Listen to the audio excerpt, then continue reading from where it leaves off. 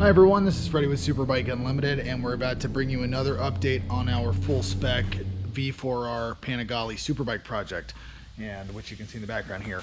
And this one I'm really excited about because it is a component that we've been waiting for to begin the next stage of this build, and it's really going to be one of those things that brings it up another notch. So without further ado, we're going to just show you what we've got here. This is an Ohlins box, obviously, and inside have something very special.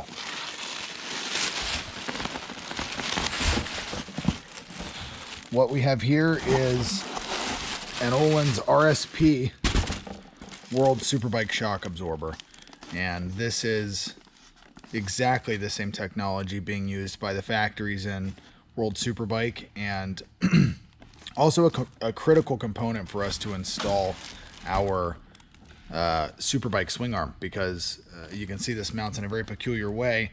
That swing arm and the way the linkage and everything installs and mounts to that necessitates the shock absorber. So beyond the fact that it was critical for us to use it on the build, it's also just awesome because this is truly a top spec piece of equipment, something that we've been using for a while on our really prestigious superbike builds that we're doing. We ran one of these first time on an R1 and we were just blown away at the level of this shock absorber. And of course we're also using one on our ZX10RR, and so it only makes sense to use this on our V4R, which we're aiming for it to be our best superbike build yet, which is, we've set the bar really high with our Yamaha and Kawasaki builds in the past. So yeah, next what you're going to see is we're going to start laying everything out, and we're going to prepare to install this, and we're going to show you kind of the some of the nuances that go with using this shock. There are some differences. You know, obviously there's no height adjustment, so there's some other things that we do to compensate for that, and we'll get into that in a bit. Okay, so we're about to get to work on this. As you can see, Tex has set up everything to begin our swing arm removal and begin the process of swapping everything out. And here we have the key components needed to do the swap, which of course we have our shock absorber, linkage, and pull rod, and of course the swing arm. And then over here we have several just supporting components. Just ignore this stuff here. That's components we were testing when we were troubleshooting our starting issue. But you see we have several other little odds and ends, just bearings and pot mount components, and just things that are going to enable us to complete the install smoothly.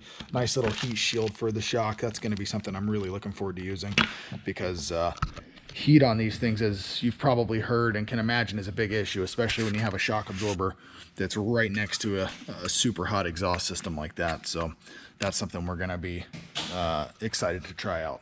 So yeah, next what we're going to do, you're going to see everything start to come apart, and we'll see how involved the process is of actually swapping this new one in, and what other differences we notice, if any. Okay, so we're getting further along in this installation process, and Tex and I were just observing that there are actually some differences between the two arms right away that I think are worth pointing out, because we've heard a lot of commentary that the arm we're using is essentially just this arm here, the original arm that's been modified. And it does look that way, but there's a lot of major differences that makes it seem as though it's a different casting altogether. Obviously there's some major shape differences up here, which you can see. And then here on the Corse arm, this area is completely closed. So that's something that we can see right away are completely different. Other than the obvious, billet end here, this whole shape is actually quite different. And then of course the bracing has been added in, but it does appear that the casting here is not the same as the casting on this unit. Let's see what else we find. All right, so Tex has now removed the hub, and we're getting ready to disassemble the remainder of the arm. Some of this stuff does have to go to the new swing arm. You can see here, this is the complete assembly that's come out here. That's what obviously holds the brake disc and essentially the effective axle on the swing arm. Next, he begins the disassembly of this.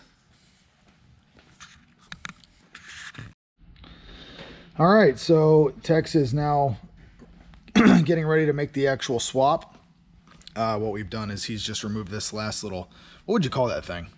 That's a It's for the brakes, the rear brake, to keep the rear brake from pivoting and around the rear wheel. Got it. It's a pin it rests on. Which you can see, it looked like there was a lot of green Loctite in there, which is something that if you ever have to pull this thing out, you're going to want to do what Tex just did and give it plenty of heat, because it was in there really well. That's a lot of Loctite. So the here you can kind of see some differences. I think we've already discussed it, but this is one cool feature about this arm, is that we have this sort of reversible eccentric insert here, which allows you to have a little bit more control over your wheelbase range. We're going to run the bike in the longer end of this. I think that this is going to probably, I doubt we'll ever flip that around, but if you wanted to, you have the ability to there. And here you can see the bike's essentially ready to accept the new arm now.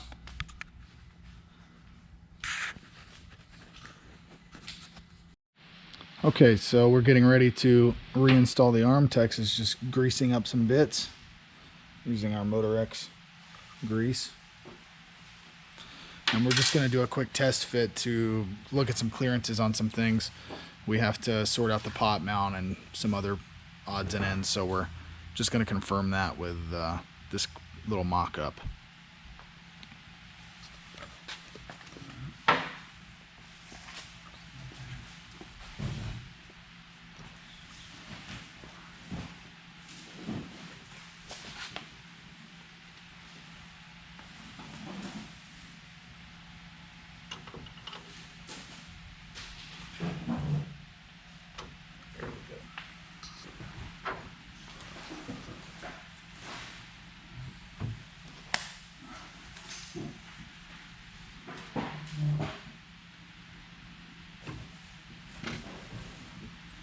Got that.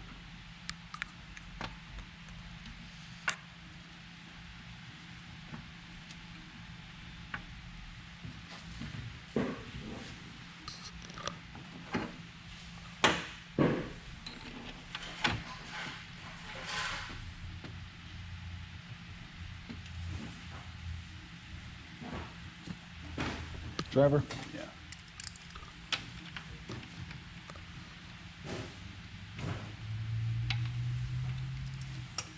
I'm going to hold that. Please.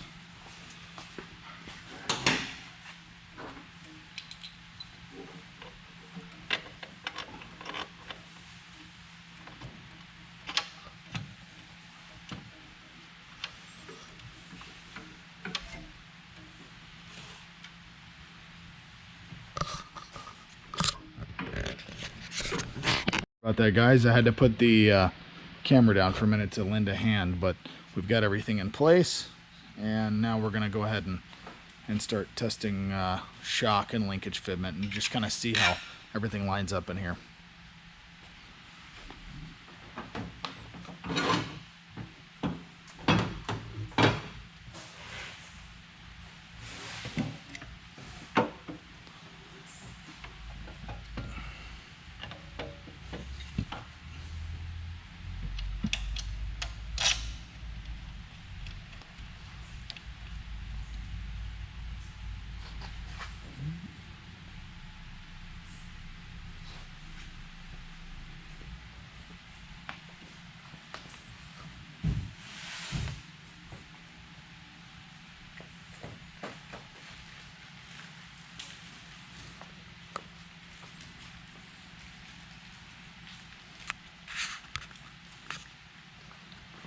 Slide the chair over. Mm-hmm.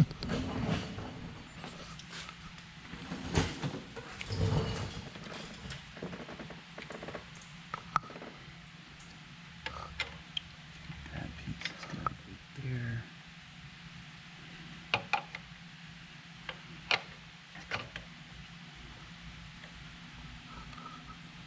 Okay, let's see.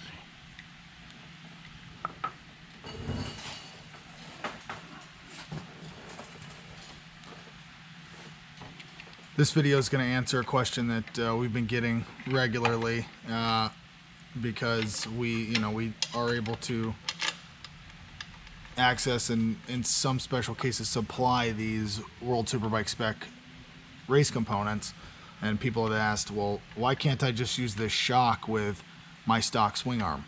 Well, this, you can see right away, this is why. It's impossible to use this type of shock absorber with a stock swing arm and linkage. You may be able to engineer some elaborate solution to achieve that goal, but obviously it's not gonna work like that out of the box. And realistically, it seems a little silly to invest in a shock absorber like this and try to make it work with stock bits. All right, so we've run into our first small obstacle, and that's how it always goes with these things. We have, as you know, our really super trick billet shock mount in here, and we'll just show you the inside of that, and then we're going to show you the stalker here. There's a very distinct and really critical difference here, which is this guy. That little pocket gives us room for potentiometer mounting, and we're unable to get the clearance we need with the one that we have on. So for now, we're for sure just going to put the original one back on. What we may do is have this this Corse one machined out a bit and clearance to accept the other accept the pot that we need to use and the bracket that we're going to make. But it's not a priority, so that's something that we're going to kind of put on the back burner. And for now, we're just going to put the stock one back in and test the fitment. So we'll see how that goes in just a minute.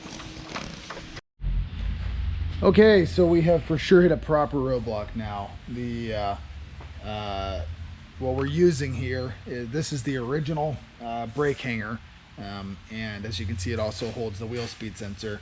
And there is an official Corse version of this for when you use the swing arm, and we really are trying to avoid using that for a couple of reasons. One, I don't want to put a 64mm caliper on this at the time, and it also is designed for an aftermarket Corse style wheel speed sensor.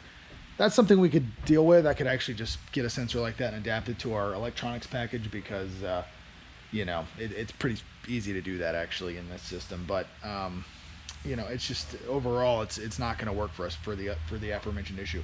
Also, the slot here, which dictates the effective range in terms of wheelbase, is a bit short, and it doesn't give us the full range that the arm is capable of. At least in the longer position.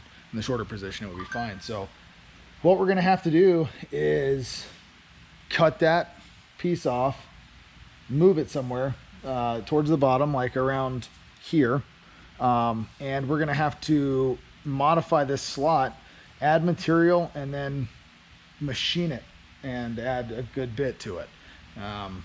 And really long term, ideally we would want to just make a new version of this that's all billet and encompasses all of these changes in its base design. But for now, that's what we have.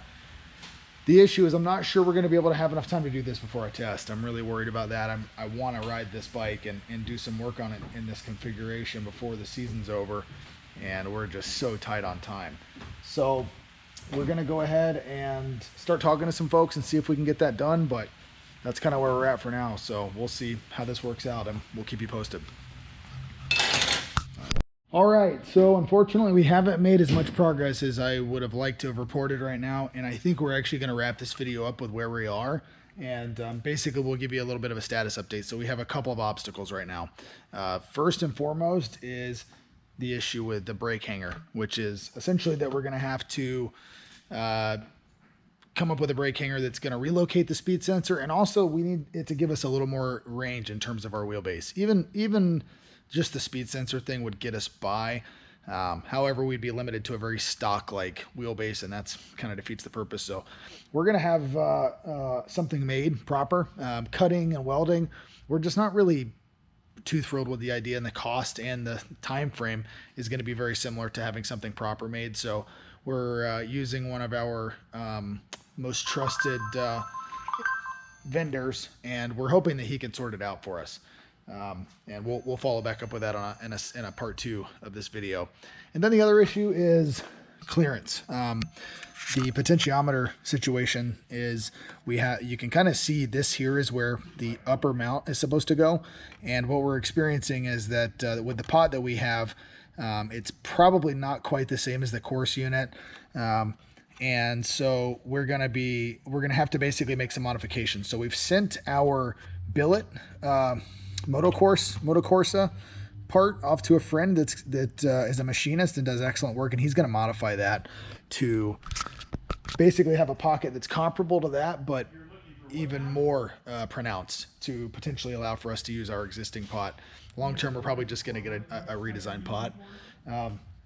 So I think that's kind of where we are right now. Hopefully we're going to get back our modified bracket here and our customized brake hanger in time for us to do a test this weekend. It's Monday right now. And so it's going to be a little bit of a gamble, but we're hoping we can get everything in time so we can actually go test this bike and see how all the new parts work. So I think that's going to do it. Thank you for watching, and we'll see you next time.